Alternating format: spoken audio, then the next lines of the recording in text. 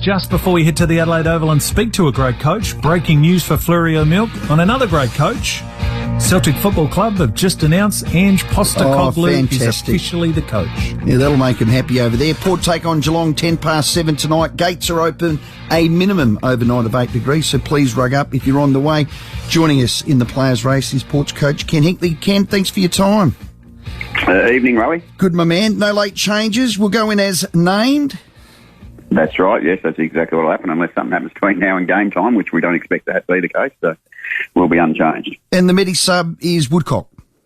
That's right. Fantastic. Yep, will be our Medi-sub.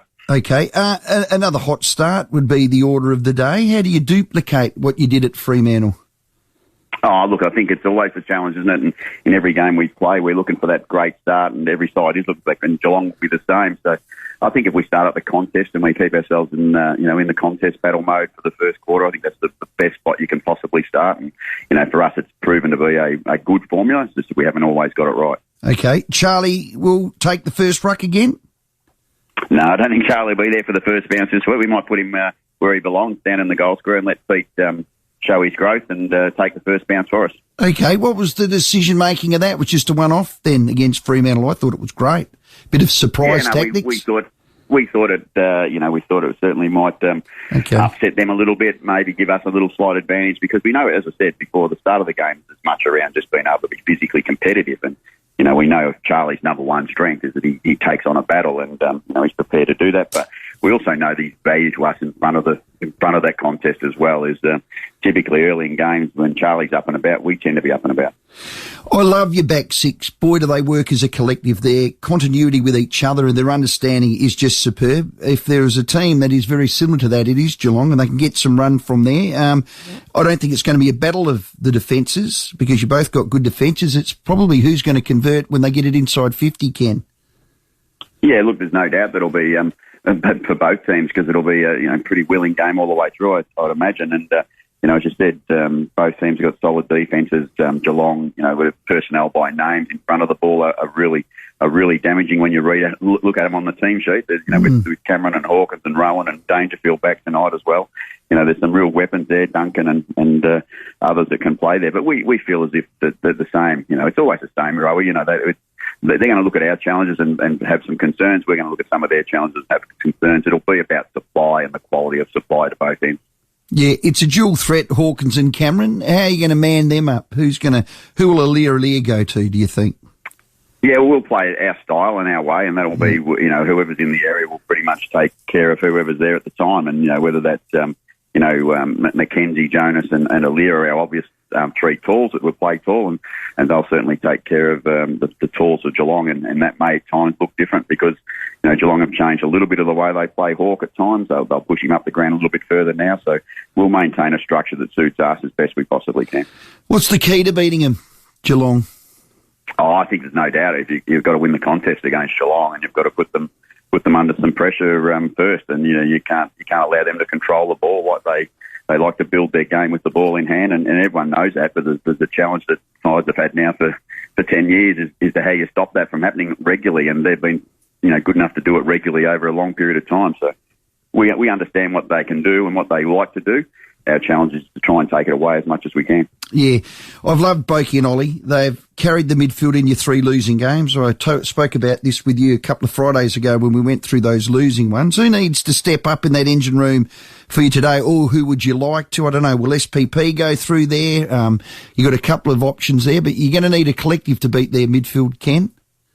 Yeah, absolutely, and that will always be the case, and we certainly going to need that tonight. As I said, Ollie and Trevor have been mainstays. Drew's been a mainstay this year in the midfield for us, but then we've been able to play, people like Carl and Connor and Robbie and Sam Powell-Pepper and even Kane Farrell, those sort of people who have been able to get some time through the midfield. So we're quite flexible with what we can put in there, but we're going to need to be, and we're going to need to all play a part in that.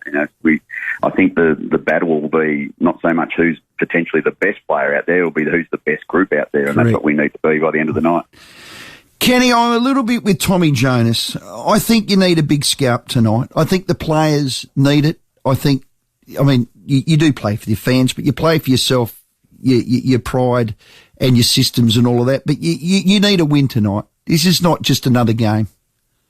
Yeah, well, we need to win every week, though, Rowie, and I'm not going to fall into that. We need to win tonight, and like we need to win every week because, as I said yesterday, if you don't qualify high, it doesn't matter. You know, winning occasionally or beating one good team doesn't really count so much if you can't consistently win enough to get to the finals for a start, and that's our number one goal at the moment, is to win consistently enough. Absolutely, I agree with you 100%. We'd love nothing more than to beat a really strong, dominant side, and you know, outside of the top couple, probably the team in good form in the competition. So, yeah, we'd love to beat Geelong, and we're going to give everything we can, and we expect to beat Geelong. But, you know, it's a tough competition. You just got to play well right for the 120-odd minutes tonight, and they'll give us our best chance to do that. Geelong out of their little Saka huddle there. Are they out and about? They're on the oval. Just paint a bit of a picture. You're standing there. The gates are open, 20-6.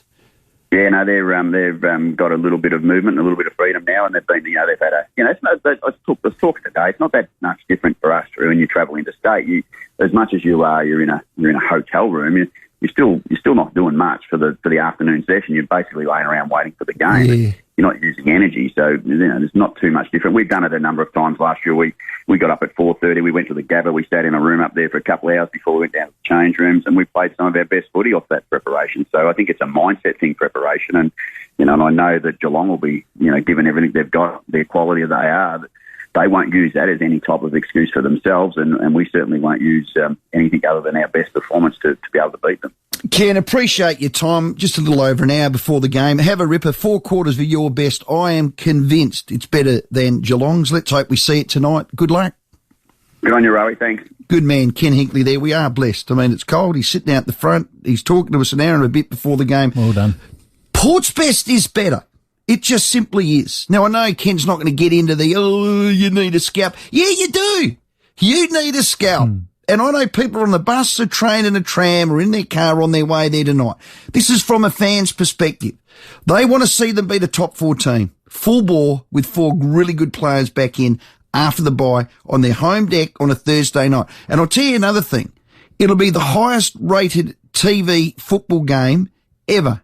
They're still in lockdown. The Crows-Collingwood game was the highest rating game ever on Fox for a home and away game. Not then a final, a home and away game. So do you think tonight, with Geelong in lockdown and Melbourne in lockdown, that'll be a bigger game on a Thursday night? You wait and see. So you'd want to put your best foot forward, I reckon. Yep. So come on, Kenny. Agree with Tommy Jonas and me. You need a scalp, and it better be Geelong. It'll be on Channel 7, so we'll see the ratings figures tomorrow. We look forward to that.